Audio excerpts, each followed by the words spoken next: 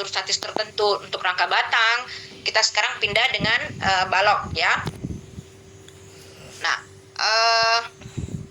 ini contohnya. Jadi bagaimana kita menghitung derajat kebebasan pada balok? Jadi kalau kita untuk matriks balok kali ini kita mengabaikan deformasi aksial. Jadi gaya horizontal kita abaikan. Ya. Dan untuk sendi dan roll itu resiko pergerakannya hanya berada pada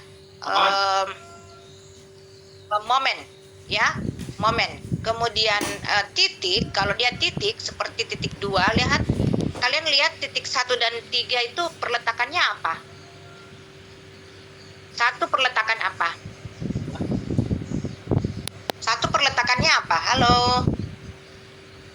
Sendi ya. Kalau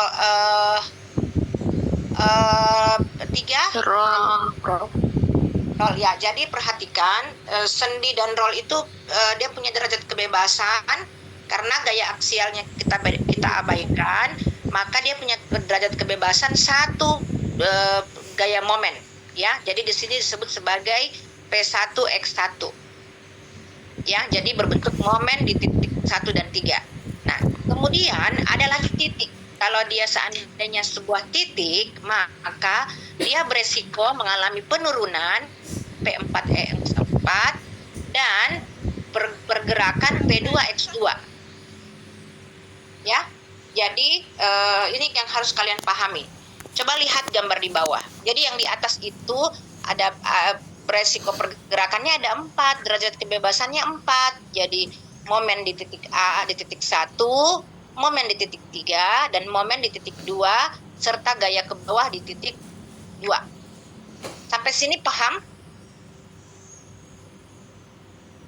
Sampai sini kalian paham? Iya, Prof. Ya, jadi begitu yang kamu harus tangkap bahwa ketika dia sendi, kalau dia sendi, dia roll, itu ada pergerakan sebesar satu satuan berbentuk momen, ya. Kemudian kalau dia di titik, ada berbentuk momen dan ada berbentuk beban ke bawah. Nah, coba lihat di bawah, apa bedanya gambar yang di atas dan gambar di bawah? Ada yang bisa jelaskan gambar di atas dan gambar di bawah bedanya? Titiknya ada 2, Prof. Ya, titiknya ada 2. Sehingga derajat kebebasannya berkembang menjadi berapa X-nya?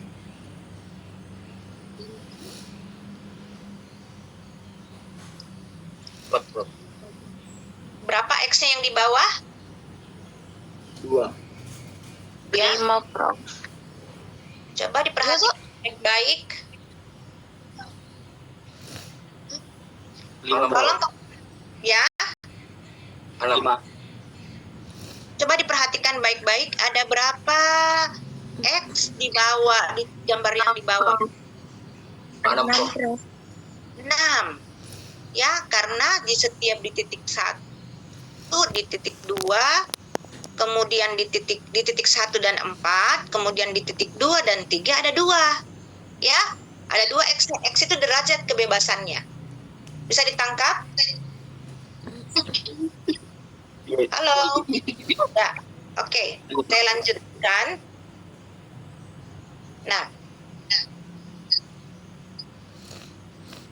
Nah, jadi suatu join diambil dari sebuah perletakan, kemudian bisa juga ada tadi titik. Kapan kita taruh titik, itu bisa jadi di titik itu terjadi perubahan penampang. Jadi dia diperbesar ki penampangnya. Ya, jadi misalnya kadang-kadang kan kita papan. Kemudian kelihatannya orang tukang biasanya bilang ini kurang kuat, jadi dilapis ki papannya. Jadi penampangnya 2 kali lipat. Atau bagian sini dikasih besar penampangnya. Ya, seperti itu. Nah, kemudian balok menerus ini sama dengan tadi. Oh, enggak, ini bedanya adalah ingat kalau EI-nya konstan, kita langsung saja. Kalau dia jepit, dia 0, kemudian sendi ada 1, P1X1, P2X2. Ya, sama saja dengan yang tadi. Kemudian bagaimana kita membentuk matriks A? Matriks statis A itu adalah hubungan antara P dan F. Bisa ditangkap? Saya ulang. Matriks statis A itu adalah hubungan antara P dan F. Ya, di mana itu P? Di mana itu P adalah apa ya tadi ya? P itu nanti di buku saya jelaskan. Ya, jadi P di mana P itu adalah gaya, ya, gaya luar, gaya dalam arti umum. Kemudian F itu adalah resiko pergerakan, ya. Nah, nanti kita anggap bahwa P itu adalah satu satuan. Nah, perhatikan di titik 1, ada P1 kurang F1. Ya, di mana tadi tuh? P1 kurang F1 sama dengan P1 sama dengan F1 dan seterusnya. Nah, yang berbeda adalah ketika gaya vertikal, ya, itu F1 tambah F2 per L1 kurang. Jadi coba lihat di 2 dan 3, di titik 2 dan 3, 2, coba lihat di 2, di titik 2 kan dia dipecah. Ada F1 F2 per L1, ada juga F1 F3 F4 per L4, ya. Ini agak sulit tapi nanti kalian bisa pahami. Nah, ini dikasih begini, ya. Nah, kemudian mencari IA adalah matriks deformasi. Jadi ada matriks, pahami dulu, ada matriks statis A, ada matriks P, ada matriks B, ada matriks S, ya. Untuk memudahkan, ya. Kemudian jadi tadi pahami, ada pemahaman pertama tadi adalah ketika dia sendi atau roll ada satu pasangan P dan X-nya. Paham? Ketika dia titik ada satu pasangan momen dan satu pasangan gaya ke bawah. Bisa ditangkap ya? Bisa. Iya, Prof. Itu prinsip pertama. Kalau dia sendi atau roll, dia punya satu saja gaya momen. Resiko bergeraknya ke momen. Nah, kalau dia titik, dia resiko bergerak momen dan dia bergerak ke bawah. Ya, jadi digambar seperti itu untuk derajat kebebasan. Nah, itu nanti kita gambarkan untuk matriks statis A. Nanti mengenai ini nanti ada di buku, saya terangkan lebih mudah. Kemudian matriks statis A, perhatikan ukurannya itu NP kali NF. Jadi, coba lihat, kalau seperti ini, ada berapa P-nya? Yang di atas, 1, 2, 3, 4. X-nya juga ada 4. Sehingga NP kali NX-nya, NEA-nya itu adalah 4 kali 4. Paham? Cermati dulu, ya. Jadi bagaimana membuat matriks A? Kalau yang di bawah, itu berapa pasangan PX-nya? Ada 6. Ya, berarti 6 kali 6, ya. Jadi ini prinsipnya, matriks A itu NP kali NF.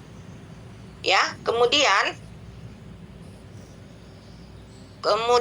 matriks deformasi. Matriks deformasi itu adalah NF kali NP. Jadi kebalikannya, kalau tadi NP kali NF, ini NP kali NF kali NP. Nah, yang agak sulit itu adalah matriks kekakuan elemen. Matriks kekakuan elemen itu ada 2. Jadi sepertiga, ya, F kali L kali 3 EI kurang F kali L per 6. Jadi dibalik. Jadi kalau yang satu, yang sebelah kiri itu 3 EI, yang sebelah kanan 6 EI minus. Baru yang di bawahnya minus 6, di sebelahnya 3. Jadi disilang. Kalau 3 itu plus, kalau 6 itu minus. Ya. Jadi matriks kekakuan elemen. Tunggu dulu, kenapa ada 2 rumusnya? Kalau di ini nanti kita lihat di bukunya. 4224. Jadi tidak usah lihat ini. Tidak usah lihat ini, langsung aja 4224, ya. Nah, Kemudian langsung saja rumus ini. 4 EI per L 1 per kali 2. Di sebelahnya 2 EI per L ya. Langsung saja dirumus yang ini. Nah, kemudian jadi saya ulang, ada matriks A. Ada dulu perletakan resiko, jadi catat Ki, ada derajat kebebasan. Yang kedua, matriks statis A membuatnya NP kali NF. Yang ketiga, matriks deformasi itu A transpose. Yang keempat, matriks S, lihat rumusnya di sini ya, S itu selalu simetris juga ya. Nah, ada yang kelima adalah fix and moment, tabel moment primer. Jadi ini yang agak susah karena kalian harus pakai rumus. Kalau seandainya bebannya itu adalah beban merata, lurus, dan dia jepit, itu Q kali L kuadrat per 12, 1/12 Q L kuadrat. Ya, kita langsung lihat yang kedua. Kemudian seandainya dia beban titik, itu Q AB kuadrat per L kuadrat. Itu dulu, yang dua mau perhatikan. Yang Q full dengan yang P, Q yang tersendiri. Ini enggak usah dulu dipelajari. Ya, ini juga enggak usah, terlalu berat. Oke. Saya stop share. Ya. Bisa dibuka kameranya?